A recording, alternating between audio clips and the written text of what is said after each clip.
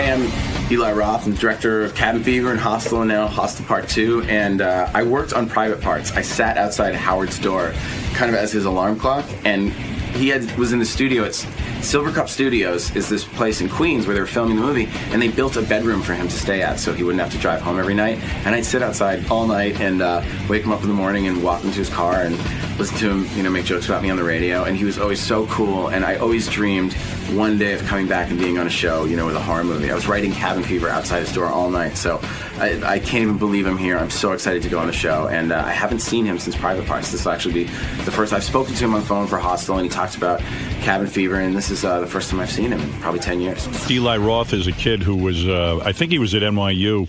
When I was shooting Private Parts, his job was to sit outside my room all night, make sure nobody made any noise. That was his primary function. Because Gary he says, well, one of his functions was not to make sure that there was no noise. And I go, no, that was his only function. But he sat, there he is, and he sat outside my door, writing a script. Oh my God, does he look Hollywood now? Yeah, he's gone Hollywood. He creased his hair I up. didn't even recognize him out there. He's all Hollywood. Wait, hang on a second. Yeah, put on those sunglasses. There you go. Now we're ready. Now we're Hollywood. So, hey, Eli. Hey, guys. Good to be back. So, Good Eli, to see you. It's nice to be sitting inside the room as opposed to outside like I was years ago. you did a good job outside. You kept things quiet, and that was your job. That was the job. Because people said, well, he was really doing security. I go, no. I just didn't want any noise, or I didn't want anybody interrupting me. I needed my sleep. Because shit, when you're working all morning and then you're shooting a movie in the afternoon, I just wanted sleep. Well, and actually shooting a film now, I really fully appreciated what you went through. I mean, everybody knew, and I remember you were like, I'm like the guy in Il Postino. I'm going to drop dead. I'm going to drop dead. I was exhausted. Yeah, and and that's, we actually had a security guy that was there for security. I was just, I brought you like skim milk and bananas and. Were you porn. at NYU at the time? I'd actually just finished NYU, and I was kind of working as an assistant. I've said this a million times. Eli was so hired on our movie to do that, and then he would sit there with a little book and write longhand the script, and he'd say, yeah, I'd say to him, how you doing, man? And he'd go, hey, I'm writing a script, and I go, yeah, asshole. Right. He never to my face, of course. He's like, hey, Eli, thank you. Yeah. Right. I go, oh, that's very good. It shows you're industrious. What an asshole. You remember actually saying asshole? Of course. I mean, because anyone who writes a script that never goes anywhere. Well, I mean, that's not totally true. 99.9% of them, though. Who looked at Eli and knew he was knew? If I knew, I would have optioned. Yeah, exactly. He would have been a little, you want to sleep inside? Want to sleep in the bed? I would have tied this fucker up if I knew he was actually writing something that makes some money. You'd have Hostel money. What were you writing? That was Cabin Fever. Cabin Fever. And Cabin Fever made how much money? It was, $30 million at the box office, another $75 million on DVD. Wow. And what did it cost to make? That's nice. $1.5 million. That's what you were busy writing outside my room? Yeah, that's what I was working on. Give me that fucking script. And that's just domestic? I love that movie, too, by the way. The dopey kid doesn't give me the script. That was why worldwide. should he? Should have. You keep walking by him. I would have optioned that damn thing if I knew it was going to make talking to him. $100 million. Believe me, it was available. You could have got it for a song. I wrote that script, back then, and it wasn't until 2001 that we shot it. I mean, for years, everybody said this is terrible and this will never make money. And, people watch it today and they still say it's terrible, so it's great. Well, it made a lot of money. It was about, a guy getting an infection, right? Yeah, the bunch of kids. It was sort of like an Evil Dead type movie. Yeah, It was like they an were all 80s. at this cabin. Yeah, it was like a throwback to like the 80s Evil Dead style splat. Do you only make horror films? I know. Actually, I want to do comedy stuff. You do? Yeah. Did you see Grindhouse? I didn't see Grindhouse. I want to. Is that on DVD yet? Grindhouse is not out on DVD No, yet. it's in They're the trying to put it back in the if theaters. you go on YouTube, I saw the trailer you made for it. Thanksgiving? Funny Yes, as that hell. was great. White Yeah. meat, dark meat, all will be carved. That was good. Yeah, those parts of the movie were great. I loved it. I mean, I'm going to do a whole movie of fake trailers called Trailer Trash. Yeah. Just totally, That's I good. have so many ideas for just really, really terrible movies that will just make great bad trailers. So then after Cabin Fever, you made Hostel 1. Yeah. Hostel 1 cost how much to make? $3.8 million. And it grossed how much? $80 million at the box office and another almost $200 million on DVD. See, this is the kind of crazy. reputation you want in Hollywood. Well, yeah, and every low budget used to be a bad word. I mean, the average budget is $80 million. Right. So then Hostel, we made it. We said, okay, if this movie makes $5 or $10 million, it's a We're huge hero. hit. Golden, And then opening right? weekend, it made 20 and knocked out Narnia, and we were shocked. Who did you make that film for, Hostel 1? We made it independently. money. And then Sony and Lionsgate picked it up while we were in production on it. They weren't even going to put it in theaters. They showed it to audiences, and people were going crazy, and they thought, okay, there's something How there. did you get the money together to make the movie before you sold it to Sony? Because I started a production company with some other filmmakers, and we had kind of a fund to make movies, and we had like $3 million together. Right. And so we just started production. And then Sony found out that we were going to basically make it for $3 million and kind of just take it to auction and see who wanted it. And Sony said, you know what, we'll buy it for 3.8. Great. And so I said, you know what? Okay, and then they basically gave us the paperwork that says they're buying it for 3.8, and then I just increased the budget for by another $800,000. And then you distributed the film through them. Through Sony and Lionsgate. Right. Did you think they had any idea it was going to make that kind of money? Nobody had any idea. Nobody. They probably figured maybe we'll turn a little profit on it. It'll be a nice little venture. Exactly. Well, what they do is they basically run, everybody has a value, and they look at my name and they say, okay, in a worst case scenario, if this movie goes, straight to DVD, how much money did Cabin Fever make? We could make $5 million. Let's give them 3.8, and we'll give them 4 for it. Like that's kind of how they do it. And also, it's very unusual for a director your age to now have his name above the title. And that means when we see Hostel 2, it will say Eli Roth's Hostel 2. Yeah, well, they do that. They do that in the advertising. On the movie, I just kind of put written and directed by. But in the advertising, they're selling. But the good thing with horror fans is the horror fans know they look for movies by director. Right. Like the director Absolutely. is kind of starting like, okay, John Carpenter, Tobe Hooper, Wes Craven. The director is the star. Yeah, and so the way that like with Quentin Tarantino, the director is the star of the movie. And so a lot of they've just look at the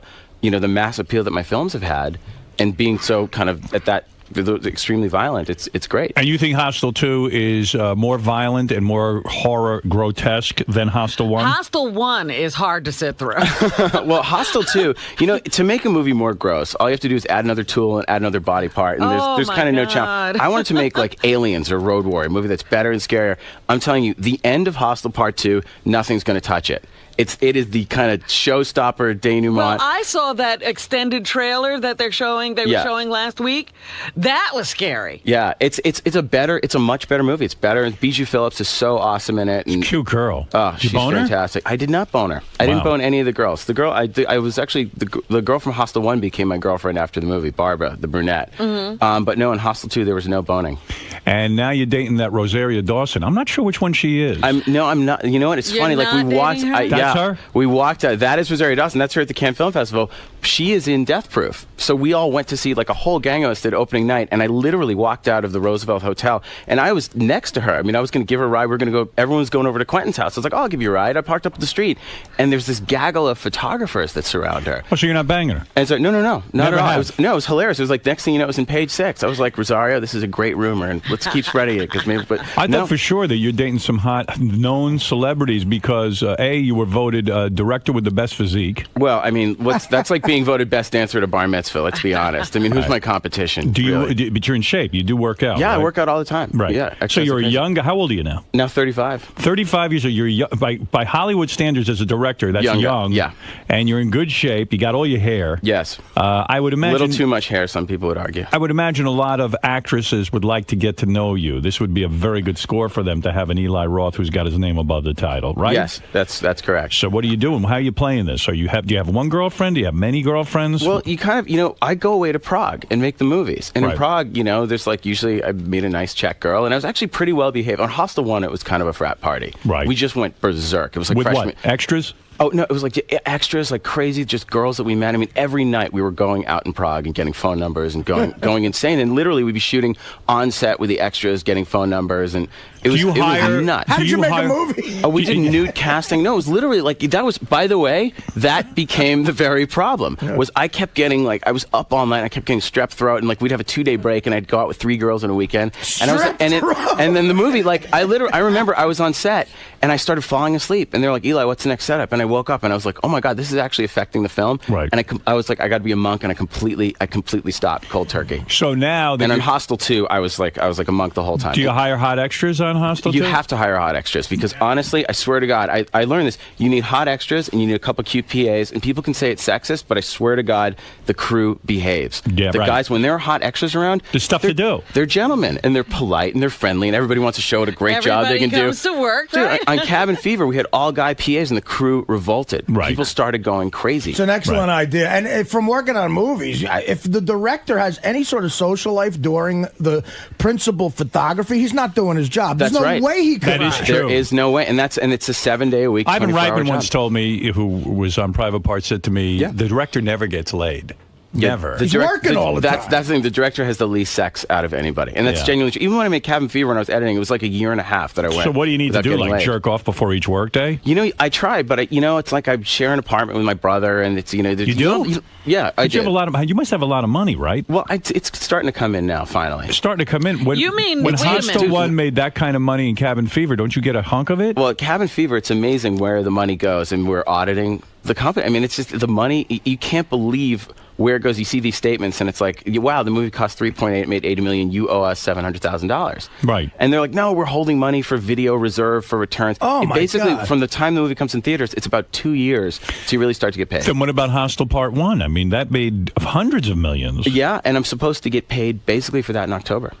Really? And that's actually kind of an accelerated pay schedule. And what do you think And it's Hostel going 2, to I'll be? get paid. Hostel 2, I'll get paid a little You faster. own parts of these films, right? Yes, I do. Like the I numbers. don't believe what you're telling me. You're No, telling me. it's unbelievable. You would not. Nobody believes. That's what's so funny. Is you do think you like need a couple of bucks? I can I live. was with going it. to say, what I'm kind a- of car are you driving? No. I'm driving the same car I've been for the last 7 or 8 Well, years. what's your upfront, without getting into details, your upfront money to direct Hostel 2 is way more, right? Actually, my hope upfront so. money on Hostel 1, I paid myself $10,000. Holy shit. Because the movie was so violent, I wanted to keep the cost low, and I was like, just enough money to cover my rent. Hostel 2, I cut my salary and have to put more money into gore and special effects. But Eli, the numbers you just quoted us, just say Hostel 1, right? You're talking about a profit of around $100 million. At least. You say Yeah. you're going to get paid in October. Yeah. Again, like, what do you think's coming in October? Is it major money? It's got to be, right? It'll be major money for Several me. $1 million. Yeah, it'll be several $1 million. Right. Yeah, and you what I'll have. deserve So it. I then mean, you'll be I think- okay. Yeah, then I'll be okay. No, I'm okay now. Believe me, So I'm we not can loan starving. you I'm some doing money. fine. No, have you been? I'm okay. Have you been banging major actresses? Like, No. did you get a Cameron Diaz at this point?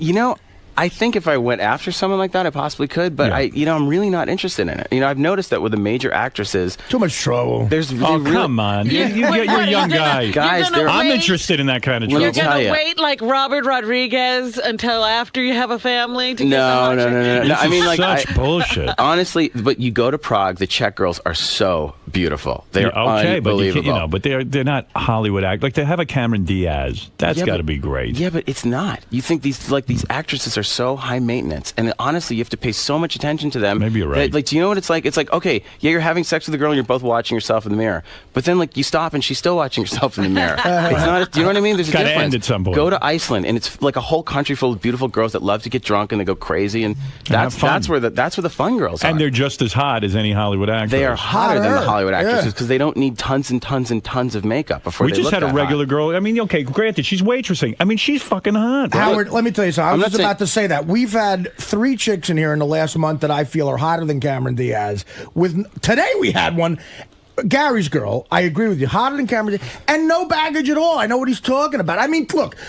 To get more famous, like Ashton Kutcher did something real smart. He made himself an A-list celebrity by dating her. But if you got Yeah, but he's talent got to like bang Eli, a 50-year-old. Yeah. well, Eli's got some talent. Fuck it. I No, mean, He has I to like bang normal a girls. Do you know? Do you know what it is? It's like you work. Ashton Kutcher's Ashton Kutcher, but guess what? He's banging fucking old news.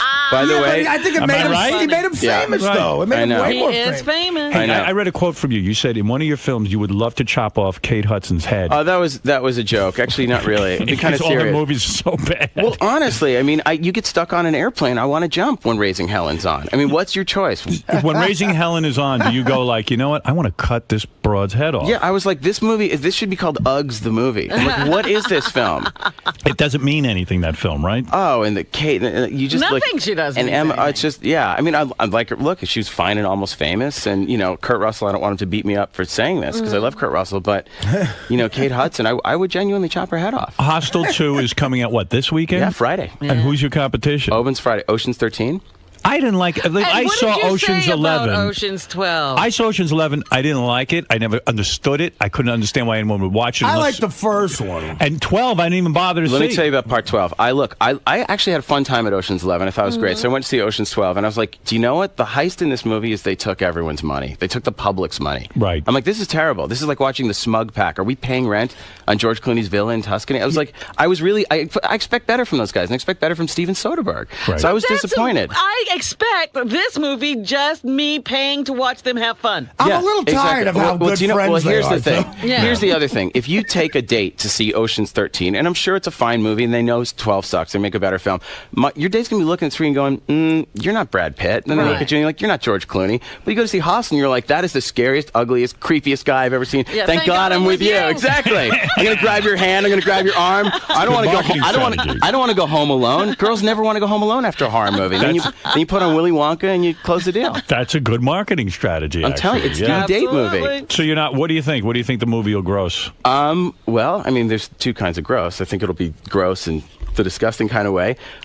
Look, I hope it does well. I hope it does what the first one did. Right. That would be great. I think people. I think it's a better movie. Is anticipated. I think the word of mouth in this one will be much stronger than the first one. I really got to watch the first one with audiences and see what worked, what didn't work. And I'm telling you, the end of this movie, I don't care how much money. Spider-Man cost $350 million in special effects, and I heard people leaving the theater going, that sucked. I don't care how much money this movie spent or what movie stars. Nothing will have the ending we have. You're going to love it. It's so, I like Bijou. How naked do you get her in that? Not as naked as you'd think. Right. But we do have other naked girls to compensate for not having Bijou naked. Yeah, I like Bijou. Heather Matarazzo. Bijou is does some nudity. Yeah. From Welcome to the Dollhouse. Very nice. She looks great. You're talking about Wiener Dog? Wiener Dog. Wiener Dog is Heather. naked? Yep. She shows That's good. criminal. Dude, I know. You should go to jail. That's the thing. People watch the movie, they see Bijou Phillips. But let me tell you, Heather is gorgeous. And she hides it and she keeps it a secret. I'm like, Heather, honestly, does she do that? She came in the audition. I'm like, Heather, I want to bang you. Wow. And she goes, oh my God, really? I'm like, Heather, you realize that you're going to be hung upside naked, like you're going to be upside down naked in this movie. She goes, that's why I want to do it. You want to see me naked? I'm like, I want to see you naked, and I really want to bang you. She's like, oh, Eli, she's so great. Howard, I'm looking at a picture of her in the Daily News right now. I think this gay crasher thing, and she's laughing in a way. You're going to call me a jerk off. She's laughing in a way. She kind of looks like Kate Beckinsale. Let me see. Yeah, let me tell you. Watch. Wiener Dog grew up hot. Let me tell you, we call her Heather Matarazzo. She really is, and she's fucking sexy too. The girl is sexy. Oh, I didn't know that was her. That's yeah, she looks good. Dude, her body is How sick. did that happen? Let me tell you, she did yoga. She got in shape. She knew it. That awkward stage. That's fucked She up. got way hey, past listen, that. she always was wanted. That kid in Welcome to the Dollhouse wanted to rape her. Yeah, exactly. When Wiener Dog walks in, you didn't recognize her, and you said, "Hey, this is just a hot chick." Well, no, I knew. She flew from New York to Los Angeles to audition, and I love Welcome to the Dollhouse. I was so excited that she wanted to do that movie. I remember listening to her on your show. Yeah. And so I was so excited that she wanted to do it. And I walked in, I'm like, oh my God, she is hot. I'm like, Heather, you're really fucking sexy. Hey, Kyle, you're on the air in Orlando. Hey now. Hey, you guys, you never banged any other chicks, famous chicks at all? I mean, even before you started directing movies and stuff? Honestly, no. The famous chicks, no. I just went after hot chicks. You never banged a chick you worked with? Well, I mean, girls that I worked as production assistants and other extras and stuff like that. Yeah, sure, absolutely. Let's go to Stephanie. Stephanie, you're on the air. Hello? Hi. Hi, Howard. Hi. What's your question? Hi. No, I don't have a question. I just wanted to make a comment to Eli about Hostel 1. Yes, Stephanie. I wanted to say that I went there to the theater to see it, and my husband had his eyes hooked to the screen the whole time while the naked breasts were flashing. Mm-hmm. And then as soon as the scary part started, he had his hands over his face the entire rest of the movie. Mm-hmm. So I can't wait to see Hostel 2, and I think it's a brilliant marketing strategy with the girls going home scared, but it worked in the opposite direction for me. I'm glad to hear that, and Stephanie, you'll be pleased to know there's a lot of sausage in this movie. This movie has more male nudity than all the Harvey Keitel films combined. Were you always into horror films? Always. When I was 8 years old, I saw Alien. I was like, I want to be a horror movie director. You threw up at Alien, didn't you? Well, yeah, that was a problem I had. I puked when I saw Alien, and then I actually saw The Exorcist, and I puked, and Invasion of the Body Snatchers, I puked, and finally I saw Outland in the theater, and the heads exploded, and I was running down the theater, projectile vomiting on people. My parents were like, you can't see horror movies anymore, because you can't, but it became psychosomatic. I just got scared that I was going to puke, so I puked, and then I remember they wouldn't let me see Raiders of the Lost Ark, and that was like Star Wars, and I was like, I got to see it, and they said, no, people's faces melt, and I said, I promise I won't puke. I remember holding it in, and holding it in, and holding it in, and the faces melted. I was like, I didn't puke. Yeah, you see, you grew up. And then look what happened now. And then when Hostel 1 came out, people were running out of the theater, projectile vomiting. There were photos of it on the internet. It was awesome. Is it hard writing a movie? It's the hardest thing in the world. You got to lock yourself in a room and do the thing. Yeah, I do. Do you know what? I actually, it was Tarantino who got me writing longhand. I remember I was sitting outside your door long. It was before laptops, but now, you know, get used to the laptop. But Tarantino's like, my pen is my antenna to God. He's like, you got to fucking write longhand, man. Right. Longhand. And so I started writing in a notebook. But you did when you sat outside my studio. I did, but then I got into the computer and it was before laptops, really. You know, I mean, laptops, nobody really had them then. And then so...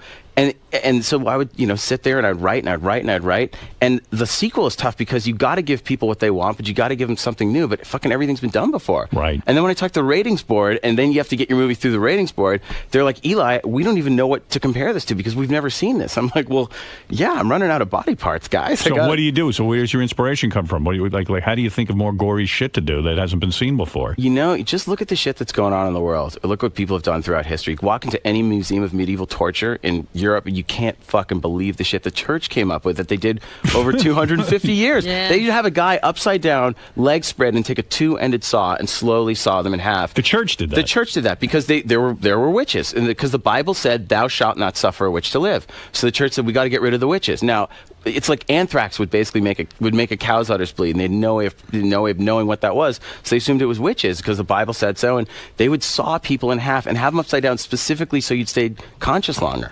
Wow, it's unbelievable. Or they'd have like a pyramid that would like sit on you'd stick it like called the Judas cradle. You would sit on it on this pyramid that would go in your ass, and you'd have ankle weights on, and basically over 2 days would slowly pull you down. And so I mean, like you couldn't even film it. There's nothing like that in the movie, but it's like you look at the stuff that people actually really did to each other. It's unbelievable. So that's what you don't even need to be all that creative. You can write a horror film. Just go to one of those museums. Go to church. Yeah. Exactly. Go to church. Exactly. Go to the Museum of Torture. Yeah. And they're in every city in Europe. Yeah. That sounds pretty cool. I wish you luck, man. I'm Thanks, Howard. I'm very happy for you. It's very exciting to know someone who was sitting there scribbling outside my door, making a success of himself. And I got to say, you know, even though you call me an asshole behind your back, you were always so nice to me. No, and every other movie, people were like, "Oh, you worked with Howard Stern." I'm like, guys, honestly, I worked on probably 150 different movies. I worked on Meet Joe Black. I got all these different films. Nobody was as nice as Howard was, and it was the most fun working on Private Parts. I was actually kind of fascinated by Eli. I thought it was kind of really cool that I didn't call him an asshole. I was really kind of taken that he was using his time while he sat there instead of just sitting there. And the guy would stay up all night writing this movie, and I was like, you know, that's admirable. Most people would just sit in the fucking chair and sleep. Here comes the bullshit. He's successful now. No. He was really cool. This story by the way, before. no. Howard always asked me how the writing was going. And we talk about every day. What's going on? He was goofing on you. How's the writing going? No, he was. You can't win with this group. Tough room.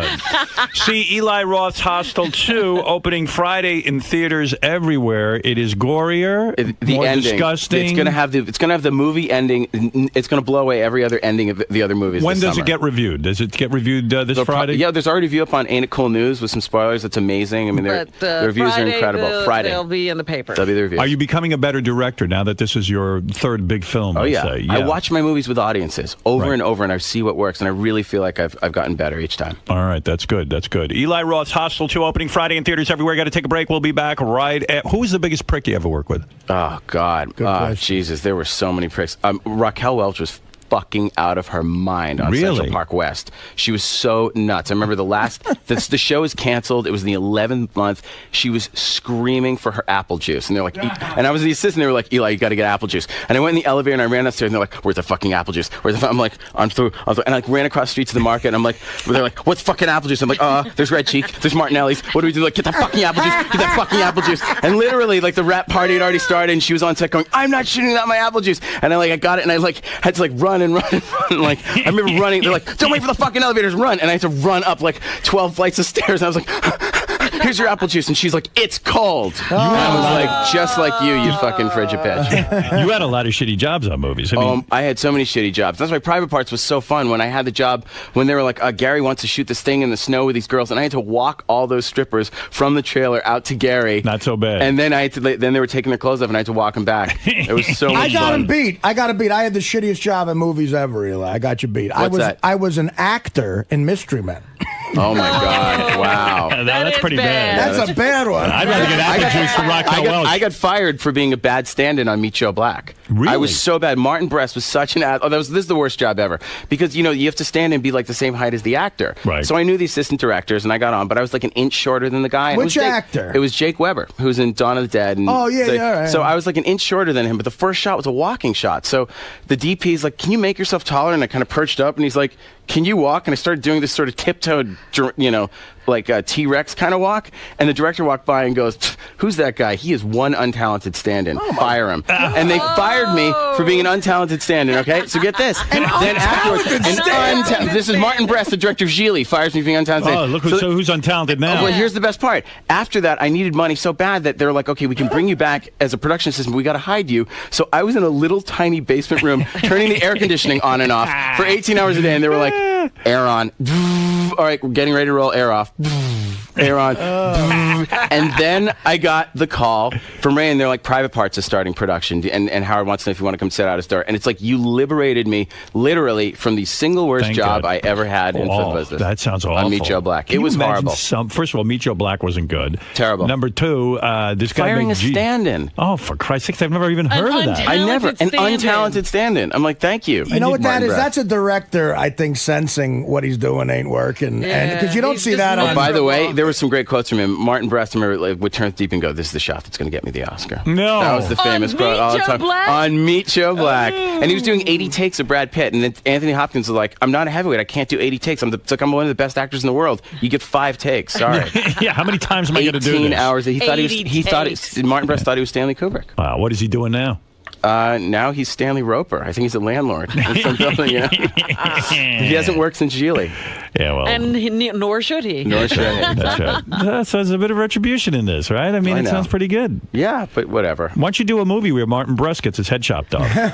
Do you know what? I'd like to have him and then cast him and fire him at the last second. Fire him, say you're not very You're just talented. untalented. You're not really that One good. You can sit and turn the air conditioner on and off. One thing you said that was, were you kidding when you said the rap party had literally started for that show? Oh, Central Park West. We were not finished shooting, but they had rented out a bar across the street, and people were leaving to go to the rap party, and they had another shot, and I was getting the apple juice, and I was like, "What the fuck?" And everyone was next door, and they were drunk already, so we had to go and shoot this last shot, and it was like 7 people left waiting for this one scene, even though the show was already canceled. What kind of you're a morale is there on a fucking set when the rap party's there going was on? When you zero were, morale. when you're It a was a PA depressing show. and your job is basically making sure that this big baby, Raquel Welch, gets her apple juice before Yes. she goes out and does her next scene. Yes. Did you ever say to yourself at some point, you know what, this might not be the right business for me. I don't want to get celebrities apple juice. Oh, do you know what? I'd say, you know what? This is a test. It's just this is a fucking marathon. And Right. it's literally, it's not whoever's the most talented. It's who's willing to put up with the most bullshit. That's It's right. like for you to get to where you are. You had a number of horrible Just jobs, but hang you were in. so focused and just keep doing it and keep doing it and keep doing it. And you got to kind of enjoy it and look at it. And I always looked at everything with a sense of humor. I mean, even when it was like 4 a.m. and 0 degrees, and I was outside Tompkins Square Park, like trying to stop homeless people from making noise during takes and stuff. Like, you just have to have a sense of humor about Hey, it. you, homeless guy, shut the fuck up. We're making a movie here. Exactly. I'm like, oh, thank you so much. Stop sir. asking Please. people for I food. appreciate that. Stop. Is your next movie going to be adapting a Stephen King novel? Yeah, I'm going to do either. You're probably going to be Cell, the Stephen King book Cell.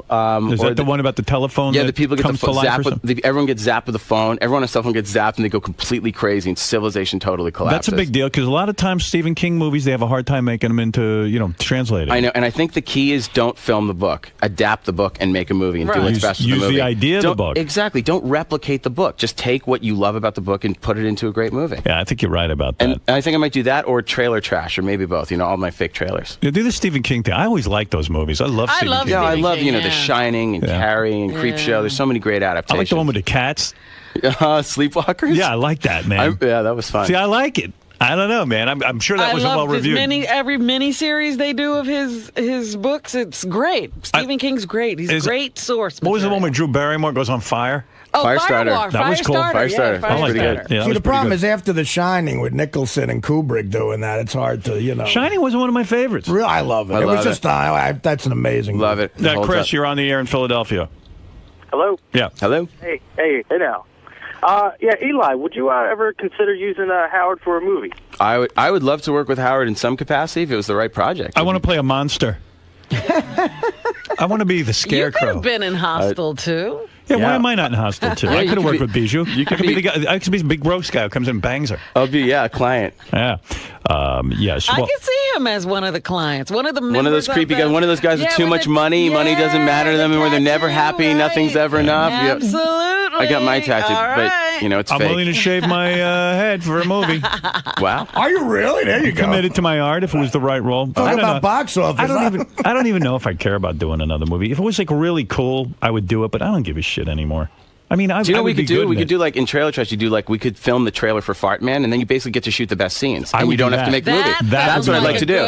We that way you shoot it in 2 days, and let's pick our favorite moments, and you feel like you made the movie, and you only shoot the best parts. That's funny. I would do that. There you go. The trailer for Fart Man. That's what I'm saying. Put it in Trailer Trash. That's funny. Done. Because really, Fart Man should have been a trailer. Yeah, exactly. Do you know what I mean? It was a should have funny been. Just think of script, joke. Don't worry about the fucking script. Just go for the gags. I got the script. Though it was a funny script too. Yeah, it was. But never had the balls to make it. Let's bring back Fart Man. Why the fuck not? That's it. so Let's go to Dale. One last question That's for a good Eli. idea. Hey, Eli, how's it going? Good, Dale. How you doing, man? All right, good, thanks. Listen, I just wanted to ask you, Jessica Biel has been in a lot of, horror movies, or she's trying to be, this new horror queen. Yeah. Would you ever, put her in a film of yours? Yeah, I love Jessica Biel. I think she could beat me up, but I love her. Why not? Jessica Biel, she's amazing in Texas Chainsaw Massacre. I think it's one of the reasons that movie works so well. I think Eli doesn't even need. One of the cool things is That he doesn't need a big stars, star. Right? No, that's the. And the thing about horror is the scare is the star. The director's the star, actually, which is nice for you. Yeah. All right, listen, Eli.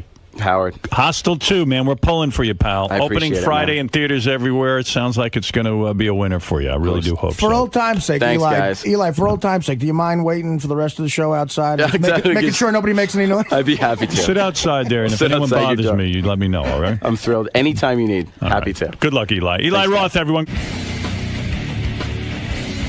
Take care, man. Thanks, man. That was awesome. That was really Good time in there, Eli. Fantastic. That was so much fun. I've been dreaming of that interview in my head. I can't even tell you, my whole life, thinking, God, I'd love to be a guest on Stern with a horror movie, and to actually go in there was that was so awesome. Well, you guys have spoken on the phone before, but actually being in there with Howard had to be really cool. Yeah, it was amazing. I mean, you watch it, I remember watching the fucking Channel 9 show on WR and thinking, God, to be in the room with Howard with with the headset and to actually see what the room is like, and there he is. It was, he makes you forget that you're actually on the radio in front of millions of people. That's Very his genius. conversational. You walk in there and you feel like you're in his living room, hanging out with him. That's what makes it so fun. So it's really come a long way, like a fulfilled dream, sitting outside his room to now. I listened to the show literally since I think I started listening 1990. That was how long I've been listening to Howard. So to actually be here making a movie, and then you're working on private parts and dreaming, God, one day I'm going to get there and I'm going to be directing, and what if Howard had me on a guest? So to actually do it, it's like an outer body experience. I actually don't believe it's happening. It's so fun. It seemed like he was a big fan of yours also. So it was great. We got along great. Howard was so fucking cool. He was so nice, so friendly, so fun. It was as fun as it was in there. That's really how he was all the time. Cool. It was great. Well, thanks for stopping by, man. Thanks, man.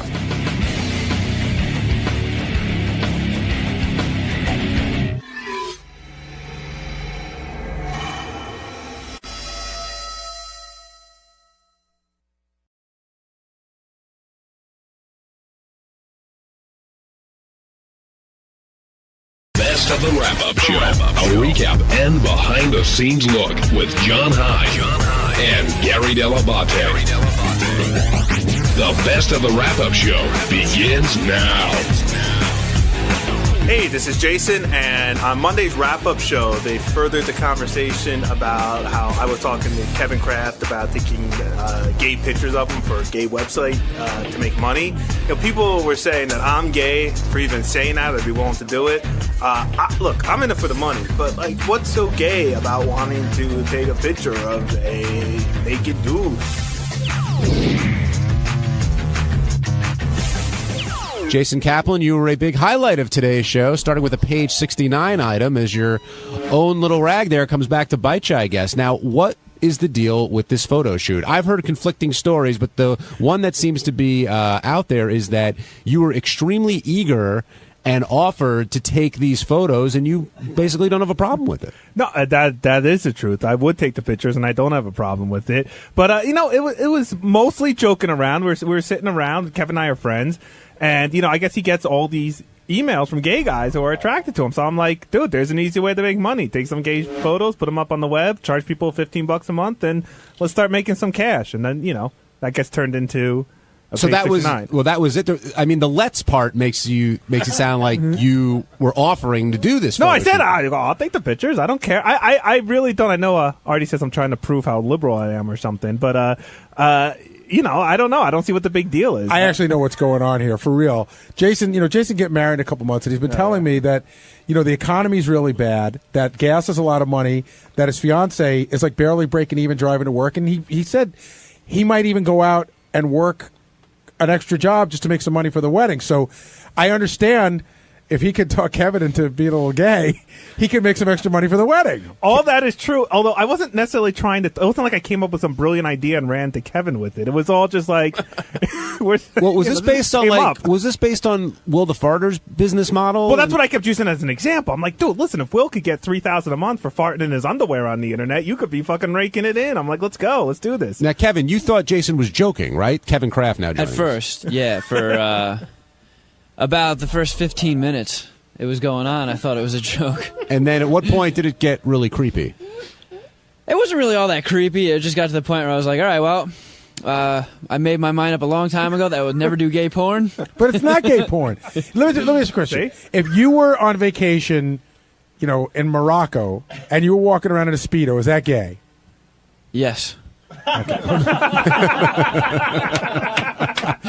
Case closed. All right. If you missed it, here's how everything went down on the show. Number 3, Teddy. Dude, take some pictures, throw them up on the web, make some money off it if you're going to do it. And then he's like, ew, I'm not going to do that. And I said, I'll take your pictures. I don't care. You want to take pictures of him jerking off? I don't know. I didn't say jerking off. I didn't say that. But naked? Dude, they're blowing the story out of proportion. You really want to be responsible for taking naked pictures of him and starting him in gay porn? Wow. No, do you really want anything to do with that? And why do you want to take gay pictures of him? I don't want to. Forget it. This is ridiculous. No. What do you mean it's ridiculous? But you said exactly what Lisa said. You want to take. Hey, I'm not denying the story. Like if a guy said to me, "Hey, would you take naked pictures of me?" I go, "On what planet do you think I'm living?" So was Artie the only one who had that type of reaction to what Jason was talking about? Because Artie seemed pretty skeeved by the whole thing. Howard seemed pretty creeped out, too. Howard seemed pretty creeped out, although he was taking it more the angle of, why would I do that to Kevin? Where I wasn't telling Kevin he needs to have a life in gay porn. I would just made a suggestion for a money-making website. See, I didn't think that Jason was suggesting gay porn. He just suggested tasteful pictures that would cater to the gay community. Right. There are lots of ways out there you can make extra money. I could go join the mafia. I could sell coke. But gay guys love you. Right? That's their problem. Jason's still pitching here. If you sell coke, how's Jason going to see you naked? Benj, how did you take all they're this? all giving Jason crap, but he's going to get some great gay sex. And I think that's his goal. No, I agree with Jason. I who gives a fuck? Except there's so many ways to make money, like Kevin was saying, and there's so many projects that you could get involved with. You got see. This one has a built-in audience. It's already there. There's a lot of things with built-in audience. But the way this sorry, go ahead. Like what? Naked girls. But they don't know any. Well, that market's saturated.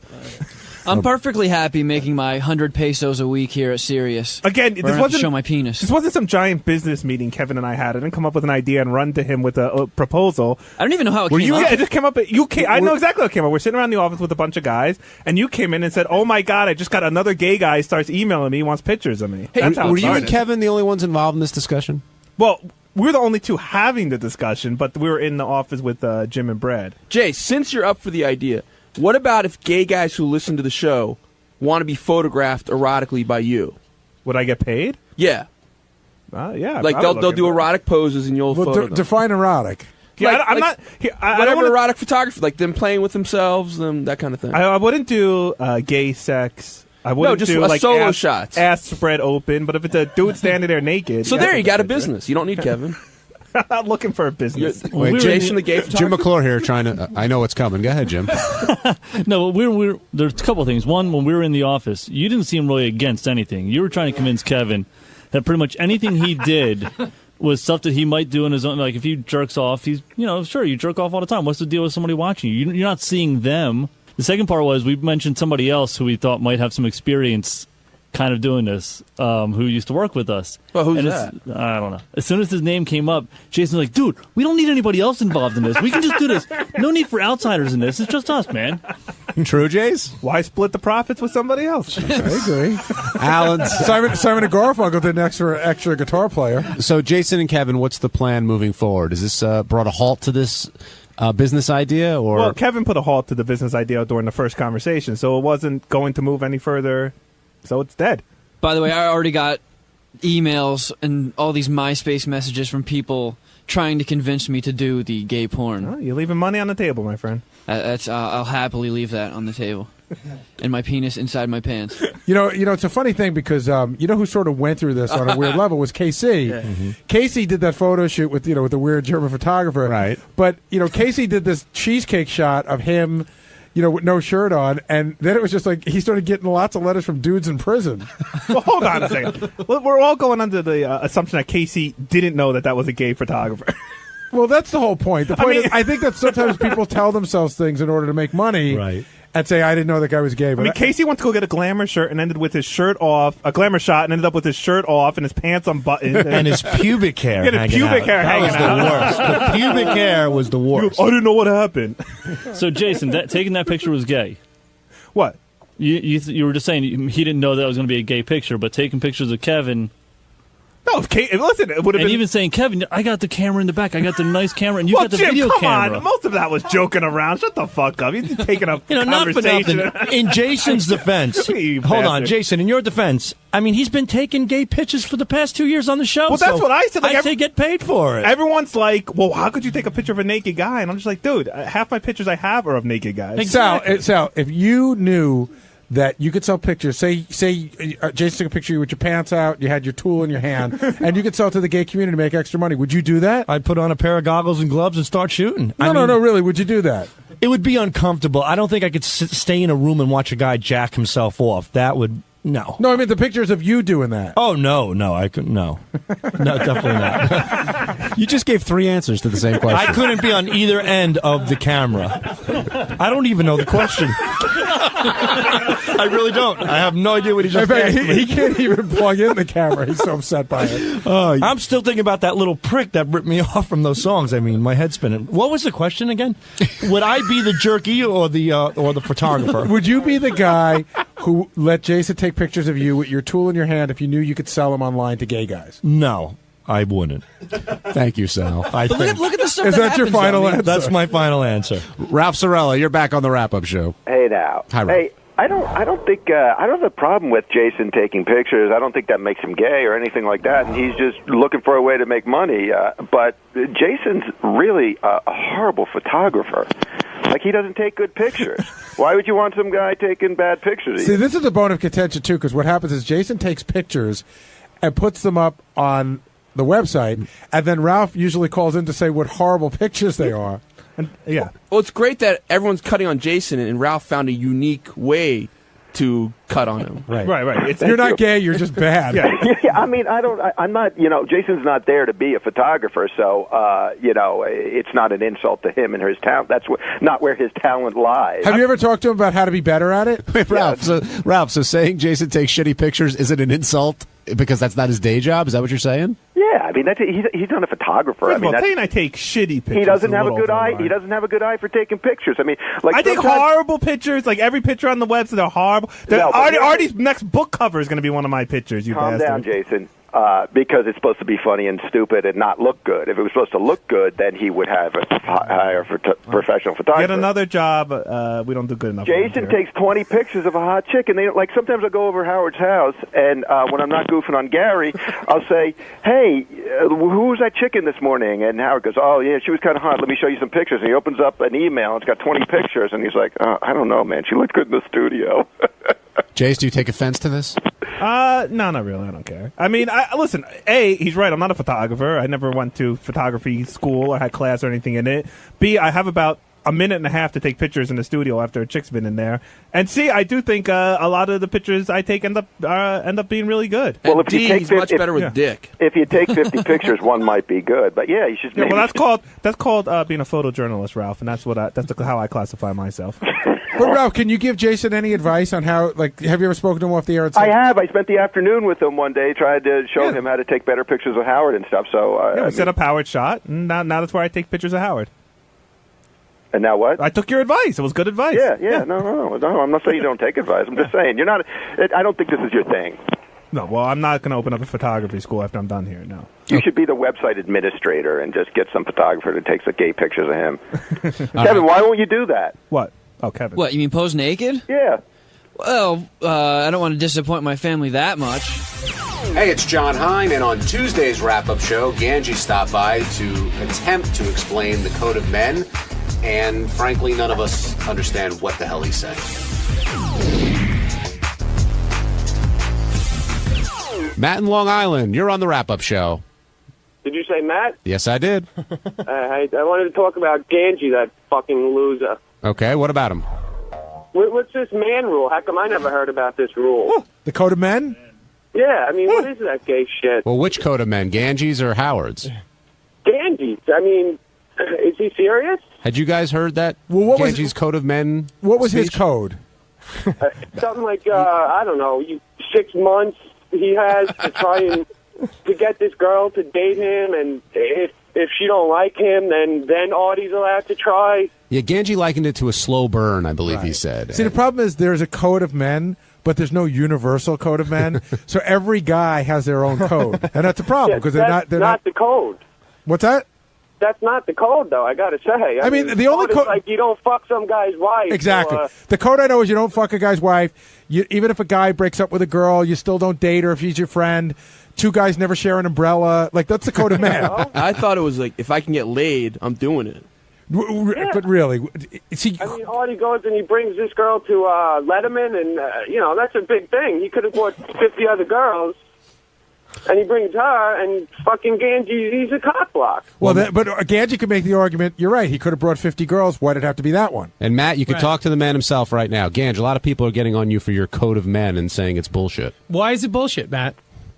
Because who are you to her? You're a nobody to her. So what do you mark your territory? I mean, no, I was nobody to her. He but pissed all over her. Yeah, exactly. No, I was nobody to her, but I was putting the moves on first. So listen. What moves did you put on? No, hey, listen, Matt. So this is how the scenario works out, right? You like a girl. You're trying to get something going. And who, by the way, is living with a boyfriend. Doesn't matter. No, doesn't matter. Just listen to the scenario. You like a girl. Who cares if she has a boyfriend? So you're saying you like a girl, whether or not she has a boyfriend, and your buddy comes in and goes, "Hey, I'm going to take her out. I have more money than you. I'm just going to take her out." You're cool with that? In the situation that you're in right now, yes. Why? What situation am I in? You are nothing to. So you like her. So that means every girl that you like. Put yourself in the same. To any other guy. So put yourself in the same situation. You like a girl, and one of your buddies comes in and swoops her and tries to swoop her up. You cool? You know what? You good with that? You good with your friend? Isn't that sort of what you were doing to this girl's boyfriend? Are you good? Are you good? It doesn't matter about the boyfriend. I don't know. I'm not friends with the boyfriend. But don't you agree that the rules are a little bit different here because it's an on-air thing? No, they shouldn't be. I mean, it shouldn't be. It's the same thing, dude. If anyone in this room who I would consider a friend told me in any way, shape, or form they were interested in a girl, I don't care if she came over to me and said, I hate Gary. He's the ugliest guy in the world. I love you. I wouldn't give a shit because you're my friend. Stop talking about Mary. No, but you know what I mean? Like my loyalty is to my friend, and there'll always be another girl. I'm not going to fuck over my friend, but to hook up and I get what you're saying, but don't you think like nobody knew that you had this attitude before it all unfolded on the air? Yeah, and they're doing a bit like if Artie would have known this whole thing off the air. It probably would have never went down the way it went down. It definitely wouldn't have. Already said that. What I'm saying is the time span that it all happened was 5 minutes. You know what I mean? So from the time, but it all happened. It all happened on the air. Absolutely. That's why I think it's a little bit different. But every Howard TV chick that comes in, you're gonna have a chance to lay claim to first. I guess maybe, yeah. I don't know. No, because I don't deal with every single one of them. Can you lay claim to more than one girl at a time? Yeah, is it like Disney? Can you only do the fast pass for one ride, and then you have to go on it before you can do fast pass again? Where does that fit in the code, Ganj? I wouldn't lay claim to more than one girl at a time. Do you? But I mean, do you currently have a claim to anyone? No. You really Currently don't? No claims to anyone. No. But what about the time that passes? Like, how much time needs to pass before this girl becomes free game anymore? Like, you say you like her. Free game to anybody in the world, or free game to my buddies? Either or. Free game to my buddies is, hey, you come, you go. All right, I've already established that I liked her. Gary comes over to me and says, hey, dude, I really like her. Can I try? And then it's fine because we had a conversation. But how much time do you think is appropriate to pass before Gary has that conversation with you? A little time, just a little time. I don't know what that is. A little time. And Howard Until keeps Ganji's making over it. And Howard keeps making Ganji it like finds it's somebody 6 months. It was no way in shape or form 6 months. It's at best 2 months. At best, which is still bad, but it's not as bad as 6. Do you still have claim to this chick? No, I have no claim. So My anyone boyfriend here, has claim like, you to her. wouldn't mind if anyone here really went for her? No, Betcha, you can go for her. I got a question. What for about you. your ex-girlfriend? That I have claim for, and I'd have a big issue. How much with. time? I'd you guys were together so long that there's no the time. I'd have a big issue forever. Chris in Long Island, you're on the wrap-up show. Hey, good morning, guys. You guys are making it like too complex. Like Ganji's argument is terrible. That's what you do in 5th grade.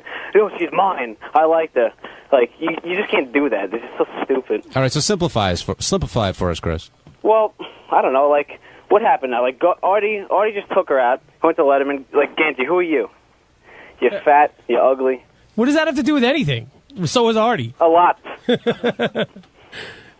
Okay, what is your point there? That was the stupidest point ever. Well, shut up. You're making it complex. Like you guys are making all these like different analogies or whatever. No, we're asking Ganji what the rules are. The Ganji's throwing it back at you and saying, "Well, what is the rule? What's the code?" Yeah, So you're saying Ganji? It varies. Like it's survival of the fittest. Like you can't just. So Ganji has no right to be pissed off at Artie. Or... No, not at all. All right, so let me see your girlfriend. Maybe I'll steal her from you. Yeah, good luck. Yeah. What's his name? All right, thank you, Chris. Let's go to Jay in Michigan. Jay, you're on the wrap-up show. Yeah, Gans, man, what a pussy you are, dude. You should have shot your move on this chick a long time ago. I agree with you. You know, what's the deal? I mean, you knew she had a boyfriend. I mean, you should have just got her to give it up. If she wasn't going to give it up, then leave her alone. Well, I think going into it, none of us had a chance, personally. So I think, knowing Artie, that... she's free game. She's fair game for everyone. Hey, okay. Ganj, if the girl makes it clear to you that you don't have a shot... Yeah, then the other guy should be allowed to do it? Yeah, sure. Okay. Because you did that to me once. But I did? Yeah. What'd I do? What happened? Do tell. What did I do? There was a girl that Benji There's liked. been lots of girls I like that Benji liked? Yeah. So And then Ganji was aware that you liked them. Yes. And Ganji went after them anyway. Yes. No, because that was. Uh-oh. I know the person. I know what you're talking about, and we both started that around the same time. I mean, exactly the same time. Okay. You know. So Benji, but you wouldn't say you liked the person ever. But everybody knew he did. Yeah, but it was like, no, she's just a friend. No, she's just a friend. So in that case, if you've never said you liked Doug's them, wife, so everyone. But Ganj, did you know that Benji was sort of? I would ask. Forget they didn't say it because Gary said everyone kind of I would understood always it. ask, and he would always say, "No, we're just friends." I don't believe that. So no, absolutely. You said it for years and years and years. Till just recently are you finally admitting that you liked her? For years you said no, you never did. So, I mean, what am I going to do? I mean, if he said at any point, yes, then I would have backed off. Totally. He didn't get anywhere with her. Anyway. Yeah, I didn't get anywhere. That's the part I wanted to hear. He ended up in bed with her. That's what, and they cuddled, and that was it. Hey, it's Sal, and on Wednesday's wrap-up show, I came in here to explain my love of pee videos. And, of course, once again, nobody agreed with me, so make up your own mind. Check it out. Congratulations on your song today. That went over very well. Thank you. And then you went in and talked about how you love when women get pissed on. Well, you know, we all have our things. You like the whole degradation thing, though, right? I mean, it's hard to explain. I like that. I love that a woman would be willing to submit herself to that because, to me, that's a girl who is the dirtiest, filthiest pig you can find, and that's a girl who likes to be degraded. Yeah, a girl who likes it. But I think he's making a point. It's not that she's willing to go that far if it pleases Sal. That's right. You know what I'm saying? Mm-mm. It's like a girl is willing to go to that level. Is she really that crazy and psychotic and horny, or is she doing it simply for the pleasure of her partner? So which one turns you on? Both. and let me ask you a question. If you were single and you had a girl and she said, please piss on me and stick my head in the toilet, that would turn you on, but is that somebody that you want to bring home? Or would you rather just watch? I'm a spectator. To me, it's a spectator sport. See, I can't... To me, if I had to pee on somebody, it takes too much work. You got to get them in the tub. You got to make sure it doesn't smell when she's done. And then you don't know, I'm not going to kiss her after I peed in her face, and I'm not going to want to touch her hair or have her lay down on my bed, wake up with yellow streaks all over my pillowcases. So very well thought out, by the way, the whole thing. Yeah. I remember, like, for me, you really hit the creep factor about 3 months ago, like well into the red, when you told me about your favorite porn clip of all time, which is that guy Rocco, who... What's Rocco's last name again? Safridi. Rocco Safridi. So he does these movies where he smacks girls around anyway, which is really creepy to start with. Yeah, I don't like the smacking. But the one that he's talking about is Rocco's doing his girl from behind, and he just picks her up and runs into the bathroom, and while he's still having sex with her, he starts sticking her head in the toilet. It's great because his dick is still wedged into her twat, and he manages to pick her up and run with her like a football. This is Savannah Rocco, right? Yeah. And but I remember, like, I watched the clip and I go, "Wow!" I guess it's almost like when people say that they're into like rubber and bondage and stuff. Yeah. Like I watch those clips and I go, I don't know, I don't get it. Yeah. And I didn't get where the turn on was for a girl to have her head jammed in a toilet. Me neither until I saw it. I swear. But I'm the guy watching. How about the girls actually doing it? You know what I mean? That's a lot worse than the person watching. Don't deflect. She got paid. That's true. Yeah. John in Michigan, you're on the wrap-up show. Hey, Sal, what's up, man? Hey, baby. Hey, if you and your wife actually got divorced, and you're talking about all this stuff about how you like to watch videos about girls getting pissed on and all that type of stuff, yeah. If you and your wife actually got divorced, would you actually want to date a girl like that, dude? No, but I wouldn't mind. Like I said, it's just convenient and simple to watch it on video. You know what I mean? Sal just sort of answered that, I think, too. Yeah. I mean, if you're watching the Hulk, you don't want to be actually on it. You don't want it to be a live event. You don't want to be on that street when he's smashing cars and flinging them at buildings, as exciting as that might seem. It's just much more convenient to watch it and enjoy it from an entertainer's perspective. Do you guys hold on. The girl that's getting pissed on, she's an entertainer? She entertains me. It's adult entertainment.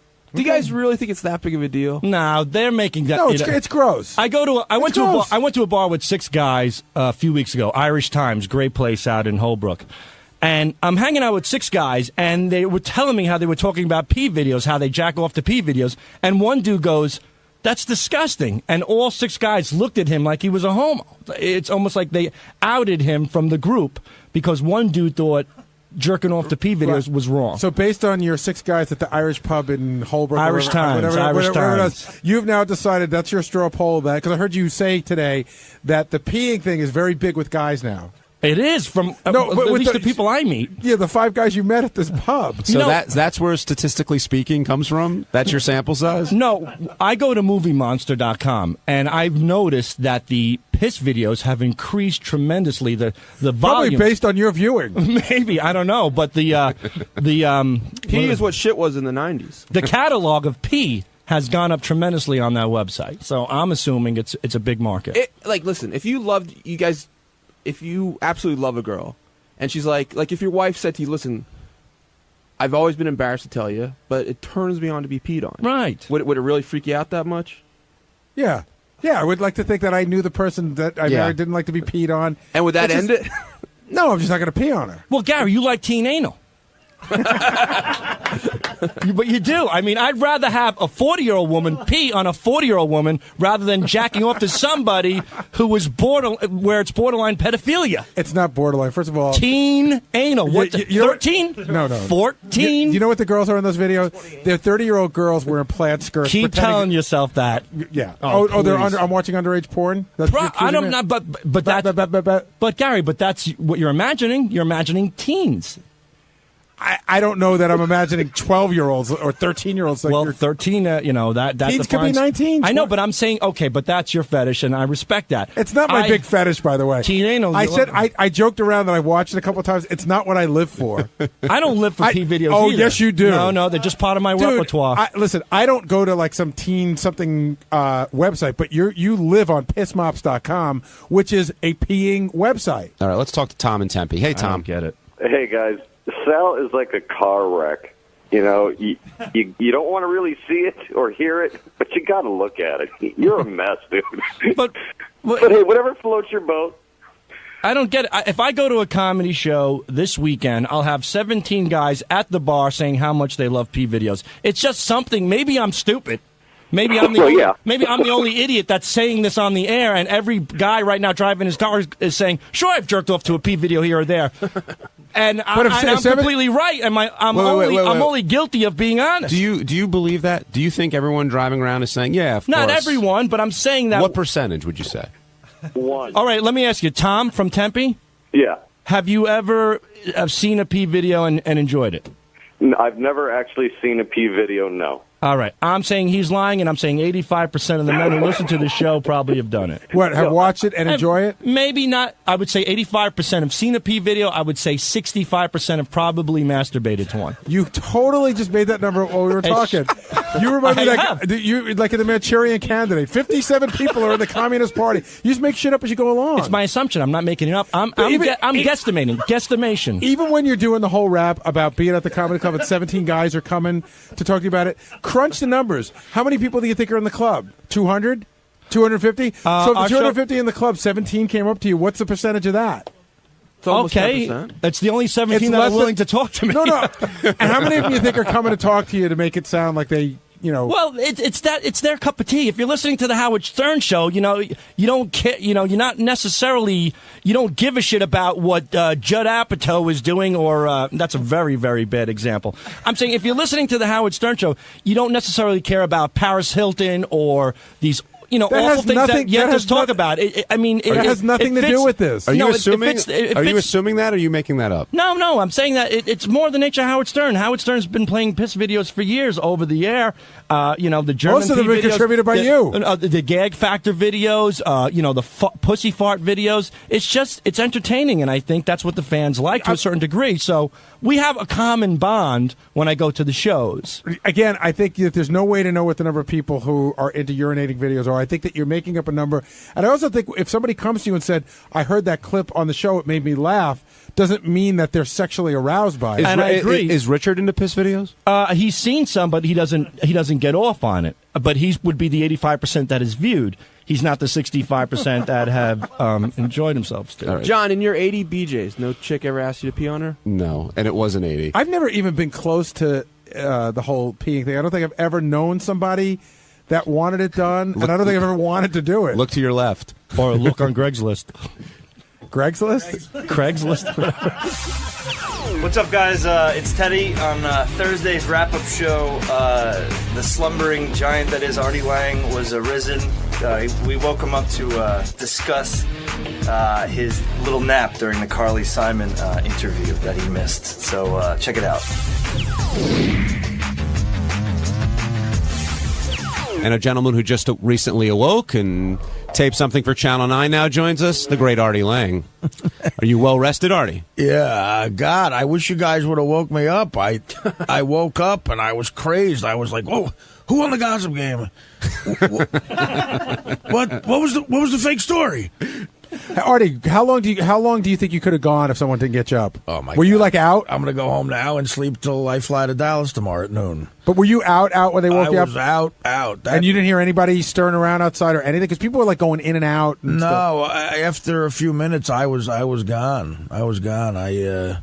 That's a comfortable leather chair in there. Yeah, that's where I usually sleep when I'm taking a nap during the day. Yeah, but what's the germ? I don't know. Count on that thing. I mean, I got to tell you, you know what? All jokes aside, rare instances I need to take a nap when I have to do something in the city. Maybe I sleep in there like once every 4 months. Yeah. I'm bringing my own sheets and my own pillow. Yeah, I'll put them in my closet. I think I'm going to have to carry full sheets and pillow for this. The next time I do this bit.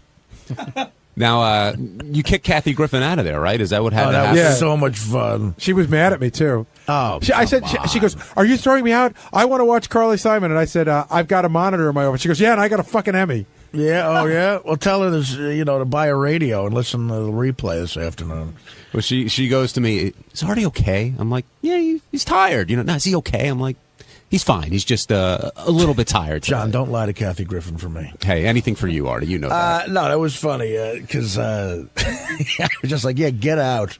You weren't going to crash on the floor when Carly Simon came in? You thought that might be a bit distracting? That would have been hilarious. You see, the best part about this is how much Howard genuinely laughs at the fact of how big of a mess I am. He was laughing so hard when that song, as I was walking out, first of all, that song kills me. My favorite Artie song is His Name is Artie. That was playing because it just makes me seem like such a buffoon. And I heard that playing on the air, and that was making me laugh. And like Howard's face was red with laughter, but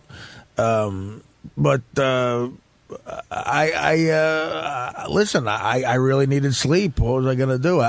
He was trying to decide between how funny it would be for me to be laying there and would it insult Carly Simon. And you know what? He was playing that in his head, and I think he figured out to get her mad. And you haven't heard? Have you heard anything about the Carly interview? No. It ended up being unbelievable. If you were in there, it probably would have wrecked what was a really amazing interview. Oh, sorry, Gary. No, I'm just saying. I'm saying he made the right call. I'm saying he made the right call. But you haven't heard anything about the interview? What have I wrecked in the past? No. Artie, I didn't mean to insult you there. The Luke Wilson interview with. You mean if he was sleeping, she wouldn't have opened it up as much? Yeah, Gary, you don't see how it's insulting saying if Artie was in there, the interview wouldn't have been that great? No, not if he were in there. If he were in there sleeping. Oh, well, that's what I meant. If you were. Oh, I'm sorry. I've said if you were laying on the. I'm kidding. All right. If you were laying down there sleeping, she wouldn't have opened up. What did she say? Well, her and James Taylor have not spoken to each other in 26 years. Wow. And it's really uncomfortable, and she really wanted to talk about it. And then Ben, her son, who was in the band, they talked about how weird it is for them, and they were both talking to Howard. They wouldn't talk to each other, but they were talking to each other through Howard. Wait, so they're not? They have issues too, or in the kid? Carly and Ben talk to each other, but she doesn't know how to get a hold of James. She has no way to get a hold of him, and she thinks it's weird. She wants to communicate with James, but he won't talk to her. But she'll never talk to Ben about it. 26 years. 26 years, and he has a regular. Relationship with the both of them, the kid? That's right. Carly talked about going to their daughter's wedding, and since it was James Taylor's house, she had to use the porta potty. Like she couldn't get anywhere near him or the kids. I mean, it's bad. Who's the Vane song about? Did you get that? She told Howard. She did? She did. She told Howard he won't tell anybody, but we'll try to get it out of him. Oh, he's going to tell Robin in a week, apparently. Yeah. As long as she agrees not to tell Florentine. Wow. Yeah, because then Florentine could tell us on the USO tour. Why do I hate that I care about it? Ryan in Philly, you're on the wrap-up show. Hey, what's going on, guys? Hey, Ryan. What's up, buddy? Hey, man. Hey, real quick, you noticed that when Artie was falling asleep, it seemed like Robin, jumped right on it and called him out that he was sleeping on the past few days. And I bet you if Robin had her choice, that Artie might not even be on the show. It seems like she's very annoyed about that. What do you think? Robin, I think it's interesting, the dynamic between me and Robin. Robin gets annoyed with me sometimes. I don't think because she doesn't like me. I think because she's just annoyed that, I treat myself so badly, maybe. I don't know. And right. She's, the healthiest person in the world now. Like you guys are polar opposites? I mean... Well, yeah, but yeah, I noticed that too, man. I mean, you're right. It was like, oh my God, it's been every day now. It's like a teacher yelling at you, Yeah, he fell asleep yesterday, and this is ridiculous. So, well, keep sleeping, Artie. I think it's hilarious. It's great. Well, look, this is a character I pitched years ago. They wouldn't let me do it. Eric in Mount Vernon, you're on the wrap-up show. Hey, how's it going, guys? Hey, Eric. I just wanted to grill Artie a little bit. I'm like that crazy bitch that was on earlier. I'm also a recovering addict. I wanted to see maybe you guys. I know you got some cameras in there. I've never seen Howard 100, but maybe you could get a zoom in close up on Artie's pupils, or if he's bringing in some chocolate bars, or if he's drooling on himself, nodding out. Yeah, that'll be great. Can we do that? Wearing long sleeves. I mean, give him some sort of check over? Because it's like, it would be nice if the sleeping thing was preconceived, you know. Then it'd feel like at least we're being entertained because Artie's an entertainer. But I sort of feel like, you know, maybe I'm being entertained because Artie's secretly, you know, shooting the smack. Artie, anything you'd like to tell Eric from Mount Vernon? As long as you're entertained, dude. I mean, what does it matter? You're laughing at me or with me. You know, I agree I'm not the healthiest guy right now. I could use a few sit-ups. I don't know. I should join some sort of gym. But right now, I'm just having fun, man. Just drinking beers, smoking weed, snorting H. You know what I'm saying? Yeah. Eating cheeseburgers. So you're prepared for your big overseas trip? Yeah, man. What? I'm starting to get worried about that. By the way, I don't think I'm going to make it. My will is in order. Teddy's getting nothing.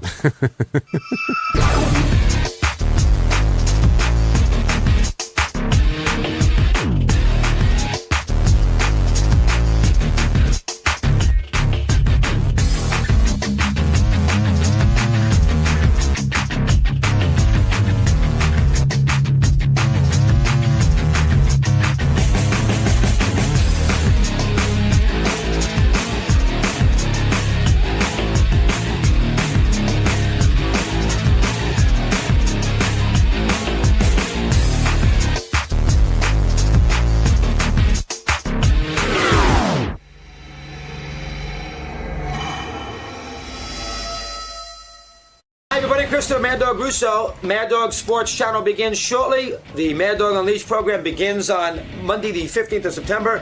Here today to introduce myself to the legendary Mr. Stern. So Howard had me on will have me on here for a little while. I'll give him a little biography of Christopher Mad Dog Russo and probably, you know, and maybe a little rundown on sports. And Howard's not that wrapped up on, you know, Bengals charges to speak, I guarantee you. So have some fun with that and do a good show and get everybody wrapped up in the Mad Dog channel. Chris Russo is here. He is known as Mad Dog. He's a broadcaster in the New York area for over, I don't know, maybe 15 years or something. I don't even know. More like 18. 18 years. Yeah. And now he just signed with Sirius Satellite Radio for what they say is $3 million a year. There's Chris. Hey, Chris, welcome to the show. How are you, pal? How are you? Honey, hey, Howard, how are you, buddy? How are you, man? Congratulations. Thank you, Howard. That's him.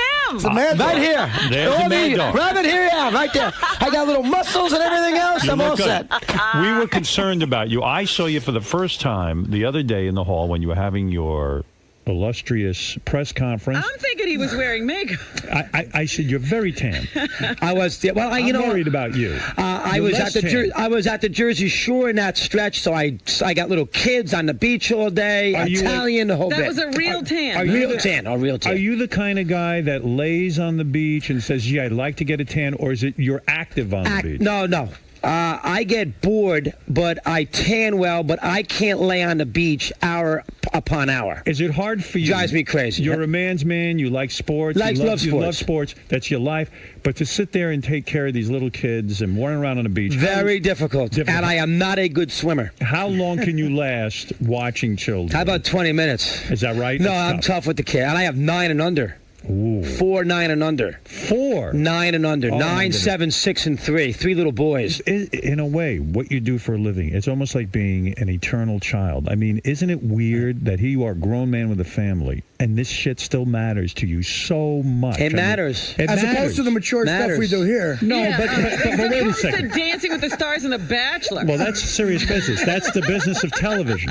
Sports, in a way, it's so childlike. To maintain that childlike... That passion. You got to Well, look have at you. passion. You have the passion for radio. Yes. I heard you this morning coming in. Absolutely. You're a radio guy. You can have this beautiful studio. You can do all your things that you do. Right. But the core of you is the radio. Right. The core of me is sports. Sports. So, when you were a kid, did you imagine yourself being a sports commentator? Yeah, Marv Albert was my hero. Was your hero? So I thought that I would be a play-by-play guy. Right. Where I would announce particular teams' games. That's really your dream. That's what I wanted to do. So the first job I ever got, Jacksonville, Florida, in 1983 for the Jacksonville AA baseball Suns. Right. And I went down there in February of '83, and I sold advertising time for the Suns, billboard advertising, and the outfield season tickets, all those things that you could think a minor league ball club would sell. I sold for them. Did you go to college? Yeah, I went to Rollins College in Winter Park, but I didn't go for this though. You were not a communications History major. and communications. Okay, so you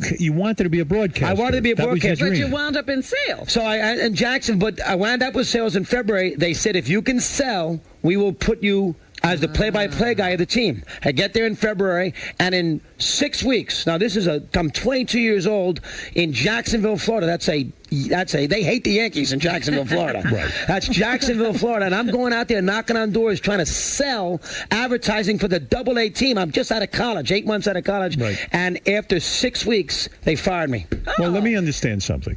And then I ended up at a radio station after You that. get out of college, and you land a job in sales, in radio sales. All commission. It took me 8 months to get it, but yes. Right. Was your father upset with you? Did he want you to be in the jewelry business? Absolutely. Good question. Because Absolutely. because a guy growing up in Syosset with a father in the jewelry business, it's almost determined. It's predestined Absolutely that right. you would become a jeweler. Good point. Did you work there all the time? I did in the summer times. You did. But my father and I would always clash, take the training together. We'd always fight. He's It the was Yankees. horrible. I couldn't. I just did not Did want your to do father that. think you were a nudnik, that you were a bit of a schmo? He thought you'd be crazy. You're never going to get a job. How Did you he gonna... tell you that?